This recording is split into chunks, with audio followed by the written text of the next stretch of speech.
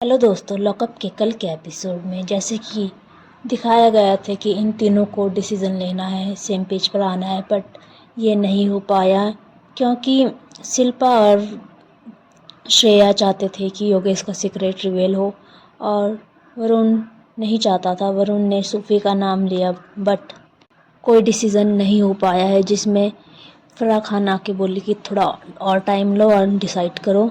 और यहाँ देखिए तो आकांक्षा चमोला जी को कैसे योगेश को बोल रही है, अगर तुम्हारा सीक्रेट रिवील होता है तो बस बनेगा।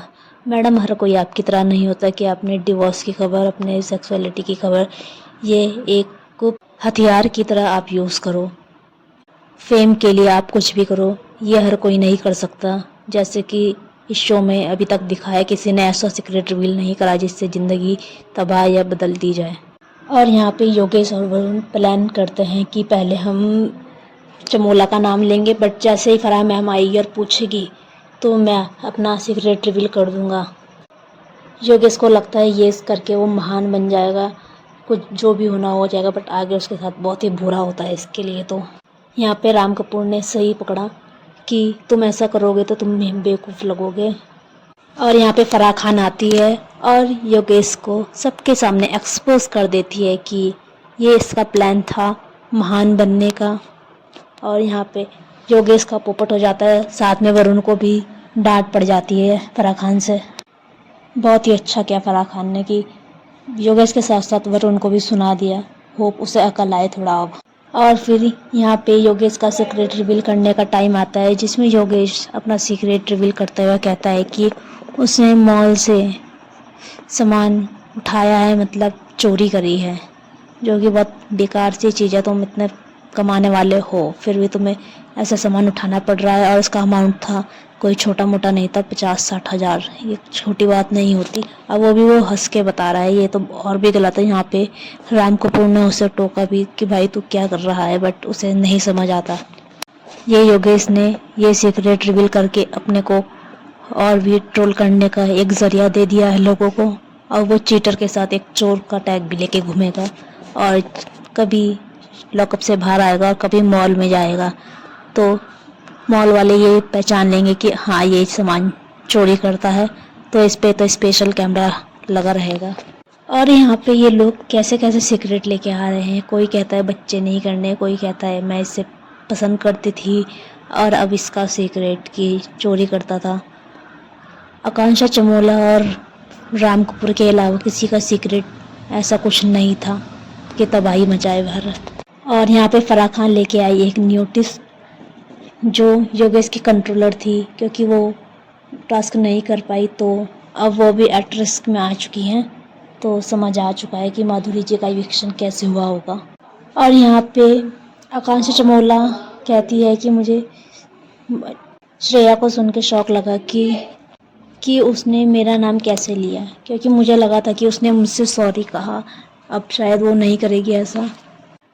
बट आकांक्षा चमोला को ये इतना लगा ही क्यों?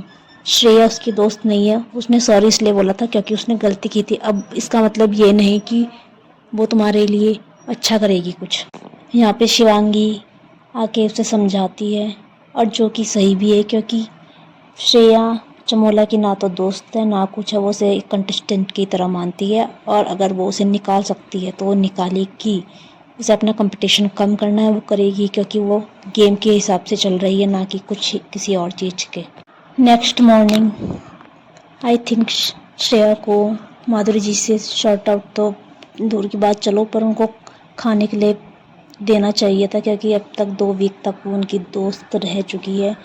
एक टास्क के लिए उनको ऐसा नहीं करना चाहिए था, थोड़ा अच्छे से उनको खाना पूछ के दे देना चाहिए था। बट श्रेया ने मतलब नहीं किया ऐसा, तो वो चीज़ श्रेया के लिए नेगेटिव जा रही है। और फिर उसके बाद शिल्पा जी का शिवांगी के लिए बोलना कि जिस शो में गई है वहाँ उसने अफेयर किया है। आई थिंक शिल्पा जी को बाहर की बातें नहीं लानी चाहिए, क्योंकि ये सही नहीं है, और ये एक तरह से शिवांगी का कैरेक्टर असैसिनेशन हो रहा था वहाँ पे, जहाँ पे श्रेया ने उनको चुप कराने की भी कोशिश की, पर शिल्पा जी बेन शिल्पा जी वो कहाँ रुकने वाली हैं। शिल्पा जी को बाहर की बातें नहीं लेके आनी चाहिए। और फिर यहाँ पे वरुण और पैम का सॉर्ट आउट हो गया। दोनों ने एक दूसरे से सॉरी कहा, पर मुझे लगता नहीं कि अब वरुण की साइड से पैम के लिए कुछ ज़्यादा दोस्ती वाला रहेगा, थोड़ी बहुत रहेगा, पर इतना नहीं कि वो उस पर ट्रस्ट कर पाए। और फिर कुछ देर बाद मिड वीक इविक्शन का ऐलान कर देता है रितेश देशमुख। रितेश यहाँ पे कंट्रोलर्स को 2 चॉइस देता है। उसमें पहली ये रहती है कि आप अपने डिपेंडेंट में से किसी 2 को टर्मिनेट कर सकते हो, और दूसरी चॉइस होती है कि आकांक्षा, योगेश और माधुरी में किसी 2 को टर्मिनेट करके अपने डिपेंडेंट को सेव कर सकते हो। और श्रेया ने यहाँ पे राम कपूर को सेव किया है, और दुख से उसमें वरुण आता है। वरुण ने भी हर्षद को सेव किया है, और धीरज ने सूफी को सेव किया है। और यहाँ पे शिल्पा के बोलने से पहले ही शिवांगी सोच लेती है, और मतलब से पता होता है कि शिल्पा उसे सेव नहीं करेगी, जो कि होता भी ऐसा है। जब शिल्पा से पूछा जाता है कि आप बताइए, तो शिल्पा बोलती है कि मैं शिवांगी को टर्मिनेट करती हूँ। सबने अपने डिपेंडेंट को सेव किया है। शिल्पा ने यहाँ पे कुछ अलग गेम खेला है, उसने अपने डिपेंडेंट शिवांगी को अनसेव किया है। क्योंकि सभी सेम पेज पर नहीं पहुंच पाते, तो शिल्पा बोलती है कि ठीक है, मैं शिवांगी को सेव कर देती हूँ। और यहाँ पे 4 वोट आकांक्षा को और 5 वोट माधुरी जी को मिले हैं, जिससे अब वो लॉकअप से आउट होती हैं। और यहाँ पे रितेश नया ट्विस्ट लेके आते हैं, माधुरी और आकांक्षा के बीच की आप दोनों में से सिर्फ एक टर्मिनेट होगा। और यहाँ पे इन दोनों को डिस्कस करना था, जिसमें माधुरी जी तो पहले ही हार मान जाती है और आकांक्षा के लिए बोल देती है कि ये रहेगी और मैं चली जाती हूँ। बट आकांक्षा चौधरी वही है जिसने सेकंड वीक में बोला था कि मैं इस शो की मेन कैरेक्टर हूँ, तो बेचारी अब हाथ जोड़ के भीख मांग रही है। तो मेन कैरेक्टर हो के ऐसा करना इसको शोभा नहीं देता। और यहाँ पे आकांक्षा चौधरी चली जाती हैं सीक्रेट रूम में। बाकी देखते हैं कल क्या होता है क्या नहीं। वीडियो पसंद आए तो लाइक कमेंट शेयर जरूर करें।